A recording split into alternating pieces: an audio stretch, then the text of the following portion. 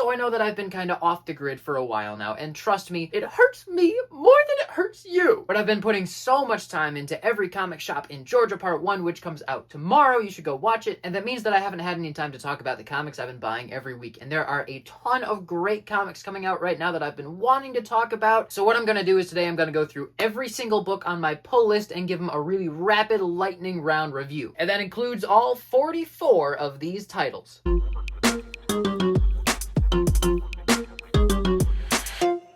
Howdy, I'm Kurt Williams, and today we're looking at every single comic book ever to exist! I'm gonna start with my absolute favorites, and then I'm gonna get into more indie stuff, and then I'm gonna do Marvel, and then I'm gonna do DC. And a lot of these series I've done previous videos about, so if you see something that you're interested in, just go scrolling through my catalog and see if I made a video about it. Alright, so the first thing on my list is something I've talked about at length many times, and it just ended recently with the final issue, but Helen of Windhorn is still one of my absolute favorite current series. Tom King and Bill Quist-Evely have crafted something so beautiful and compelling and fresh. It's just, oh, it's so good. It's only 6 issues. If you haven't bought the individual issues, make sure you get the trade or the deluxe hardcover edition, which I'm sure is going to come because it was really freaking good. Next is Uncanny Valley by Tony Fleece and Dave Wachter. Oh my goodness, I love this series so much. It is so nostalgic and so well done, especially this issue, which has Gertie the dinosaur in it. What an amazing and appropriate first page for this stellar series. This series is not done yet, so you should jump on it now. I think there's going to be about 9 issues. It's absolutely worth catching up and then getting the individual issues. Next up is Saga by Fiona Staples and Brian K. Vaughan. This is just a staple in my collecting. I am always getting this series. I almost never talk about it because, well, there's just a lot to unpack, and I don't really think I can encapsulate the whole series in one video.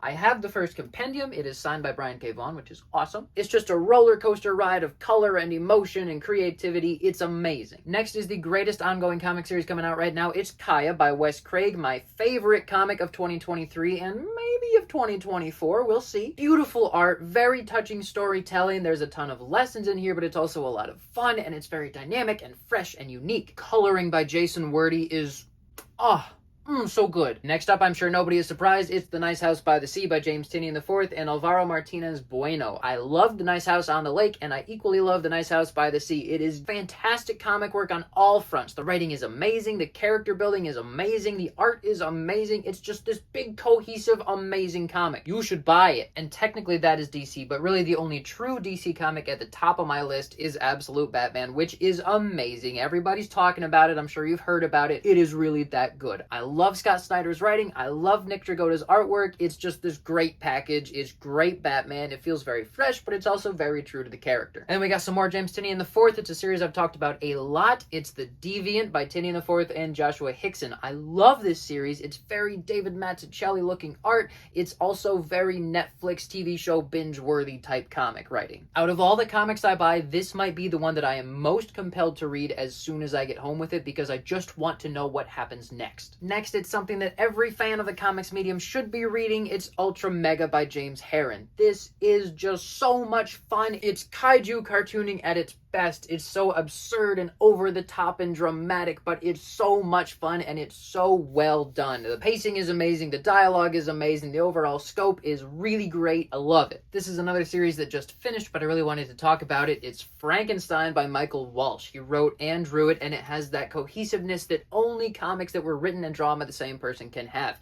He's an amazing artist, but he's really breathing new life into this Frankenstein story, and I was very deeply immersed in it. I would even say that I liked this more than I liked Dracula by James Tynion IV and Martin Simmons, and I love that creative team, but this affected me more. Moving into my general indie stuff, I have everything from Ghost Machine. I'm collecting all of their titles, and most of them are really good. Rook Exodus by Jeff Johns and Jason Fabok. Love it. Redcoat by Jeff Johns and Brian Hitch. Love it even more. Geiger by Jeff Johns and usually Gary Frank, but Paul Pelletier at the moment. Not a big loss. Pelletier is also an amazing artist. I love this one just as much as I love Redcoat. The first couple issues of Hyde Street are out. That's by Jeff Johns and Ivan Reis, and these are also amazing. I'm really loving this series. The Rockefellers by Peter J. Tomasi and Francis Manipul. I made a video on this. It is okay. I expect it will get better over time. And Hornsby and Halo by Peter J. Tomasi and Peter Sinejbjugurg is also okay. I don't know, I'm just not the biggest fan of Tomasi's writing. I feel like it's just not hitting as hard as it could be hitting. Next, I've got both of EC's new series. It's Cruel Universe and Epitaphs from the Abyss. I'm definitely loving Cruel Universe more. I get every issue of this,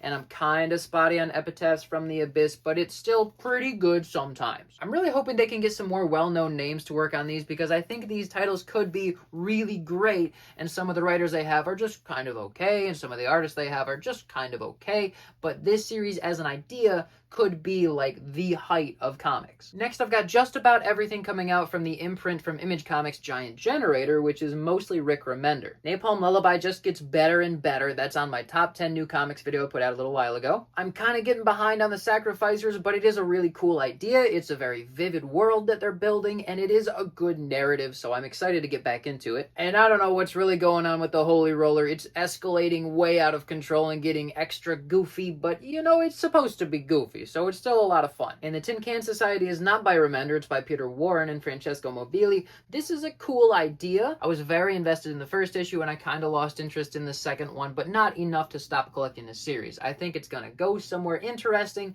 and it's only 9 issues, so I'll finish collecting it. Next, I have fallen off of pretty much every Energon universe title because I'm just not that interested in it. I didn't watch the cartoons as a kid, so I don't feel that nostalgia, but the one title I am still collecting is Transformers, because it's by Daniel Warren Johnson, and I will read anything he writes or draws. Though I will admit that I have not been that excited about the story as of the last 3 or 4 issues. But I'm sticking with it. Next is The Power Fantasy by Kieran Gillen and Casper Weingard. I really do like this series. It's not blowing my mind, but it is very interesting and I'm invested in it. It's basically everything that Kieran Gillen wanted to do with the X-Men with real life ramifications, but he couldn't do because you have to play with the characters nicely in the Marvel Universe. It's kind of like a modernized, more sleek Watchmen. If you liked The Wicked and the Divine, you will probably like this. It's very similar. Then I've got Skin Police by Jordan Thomas and Daniel Gett. I like this series a lot. It's very Blade Runner-y, which is a parallel I forgot to mention in the video I made about it. It's funny, it's got very clean art. I'm interested in where the story is going. Overall, it's a great package. Then I've got another Daniel Warren Johnson book. It's The Moon is Following Us by him and Riley Rosmo. I have only read the first issue. I haven't read issues 2 and 3 yet, but I liked the first issue enough that it's worth collecting the series, even if it's not getting all that much better. And it might very well be getting better. I don't know. I haven't read it yet. Then I've got Moon Man, the series that I have been trashing for probably 6 months. It is still really bad.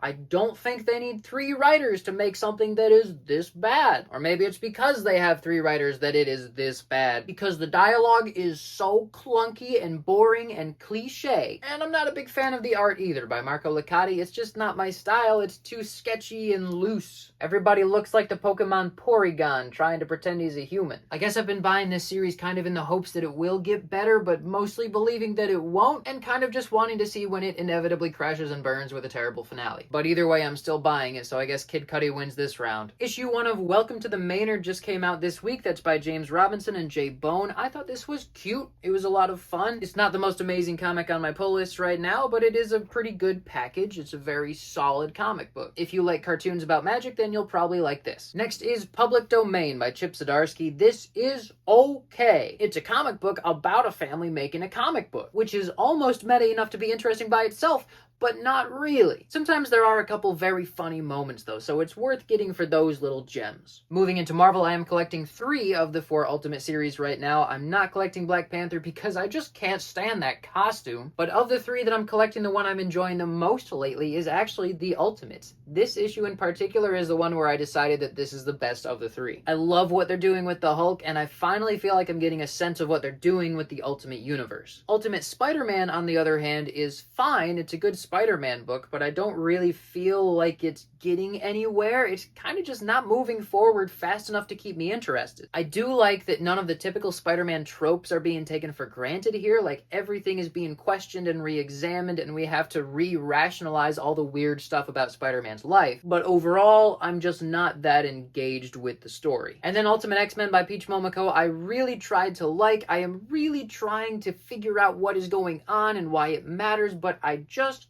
can't. It's okay. It is the most okay of the Ultimate series. This next series really turned itself around. I started out thinking it was so lame and so pointless, but I bought it because of the Alex Ross covers, and now that there aren't Alex Ross covers, I have even less of a reason to buy it. But after going back to read it, I have decided that Fantastic Four is actually very good. Ryan North is just putting so much effort into making these issues dense with so much information. You can actually learn something reading a Marvel comic for the first time in 30 years. Even though I think that Reed Richards should be a little bit less chatty and he shouldn't be quite so much comedic relief, I do really enjoy the dialogue in this series, especially this issue. It's very funny, it's very fresh, and overall I'm really enjoying it. I do really like Fantastic Four now. On the other hand, X-Men is a major disappointment, and out of their entire line, I am only collecting 2 series, Uncanny X-Men and Exceptional X-Men. Uncanny X-Men by Gail Simone is fine. There are some things that I really like about it and some things that I just don't feel are fitting well, like a lot of Wolverine's dialogue just does not feel like Wolverine. There are some cliches, but overall it's still a better package, I think, than most of the other X-Men books, including X-Men by McKay and Stegman. And Exceptional X-Men, I think, is the best X title coming out right now because Eve Ewing is doing a great job really humanizing Kitty Pryde. And the New Mutants that we're being introduced to in the series feel like actual characters who have time to be fleshed out and matter to us instead of just the new kids who are getting picked on and we have to care about. Out of all the X-Men titles, this is the most genuine, engaging storytelling. And you know that I'm collecting Wolverine Revenge by Jonathan Hickman and Greg Capullo because with that creative team, who's not collecting it? And I do have some strong thoughts about this series. The main thought being this is not canon, it's not gonna matter, so it's basically just an alternate reality that's just gonna exist in, what, 5 issues and be gone forever? Yeah, it's great Wolverine, it's great storytelling overall, the interactions and the dialogue and the art are all top tier, but is it going to matter? So I don't know, I feel like it was kind of a waste of a fantastic creative team. Next is The Incredible Hulk by Philip Kennedy Johnson and Nick Klein.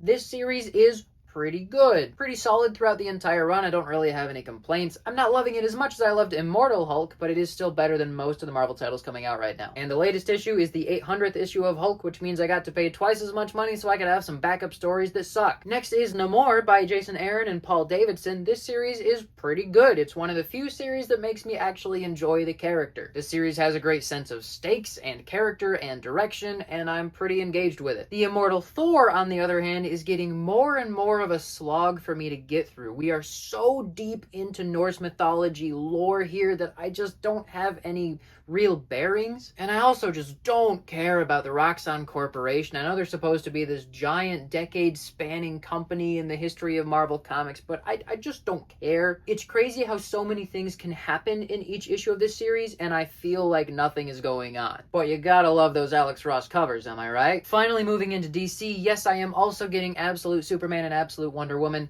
Of the two, I like Absolute Wonder Woman more. Issue 2 especially was really good. I love this Wonder Woman and I love the interaction she has with Steve Trevor. It is really good. And the art from Hayden Sherman is simple, but it feels really fresh and it feels really textured, and I love the package as a whole. Absolute Superman has yet to win me over, but I'm going to give it the chance to do so. I also picked up the first issue of Justice League Unlimited this week, and I found it to be pretty good. It's Mark Waid and Dan Morris, so I think everybody expected it to be good, but it is classic Justice League storytelling. We have a new character, the new character has a secret, the big battle they had was really good, had a lot of human element to it. One of the first series I collected as a kid was the Justice League Unlimited, which was based on the cartoon, and I love that every issue focused on a different character of the Justice League, so you got to see all these different characters in their own specific situations, and this feels really similar so far. I've been seeing Tom King post a lot about his Wonder Woman series, so I finally decided to pick it up with this issue, and even though it's the first in a new storyline, I really didn't get it.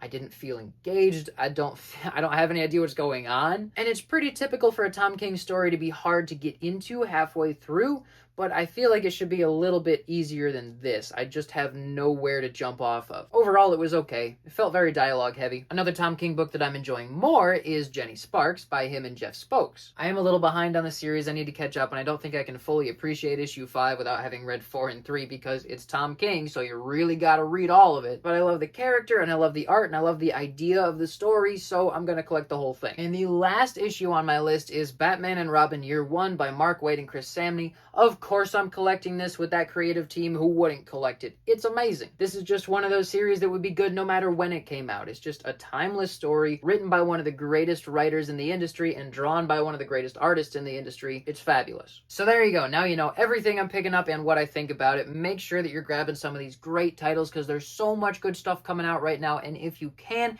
get it from a local shop, or if you want to have a local shop ship it to you because you live far away from a local shop, that's fine too. Remember, every comic shop in Georgia Part 1 comes out tomorrow. Let's blow that thing up. I put so much time and money and effort into that. I'm so excited to share it with you. I'm going to take a break before getting into editing Part 2 so that I can review some more comics, make some videos I've been thinking about making for a long time. So hopefully the next video will be out very soon. Thanks for your patience, and like Mama always said, don't drink milk if you're lactose intolerant.